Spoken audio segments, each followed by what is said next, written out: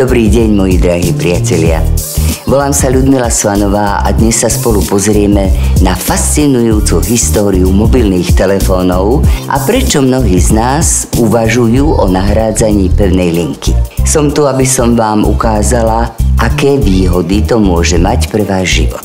Prvé mobilné telefóny boli ťažké a drahé, ale s postupom času sa stali prepracovanejšími a cenovo dostupnejšími. Pamätáte sa ešte na tie staré pevné linky? Mobilné telefóny sa vyvinuli od veľkých kociek až po elegantné a výkonné zariadenia, ktoré máme dnes a zmestia sa nám do vrecka či do kabelky. A čo je ešte fascinujúcejšie, moderné smartfóny nám umožňujú nielen telefonovať, ale aj posielať správy, surfovať na internete a používať rôzne aplikácie. Jednou z najväčších výhod mobilných telefónov je ich flexibilita a pohodlie. Už nebudeme viazaní na jedno miesto.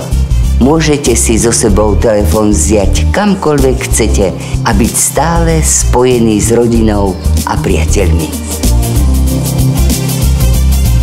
Mobilné telefóny nám tiež poskytujú bezpečnosť a schopnosť byť v pohotovosti. V prípade núdze môžeme rýchlo kontaktovať pomoc, bez toho, aby sme museli hľadať pevnú linku. A práve v histórii boli mobilné telefóny rozhodujúcim faktorom v mnohých núdzových situáciách.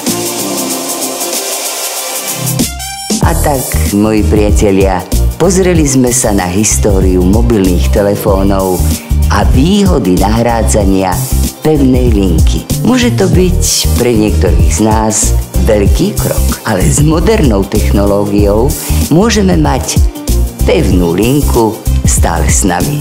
Majte sa krásne a buďte spojení kdekoľvek ste.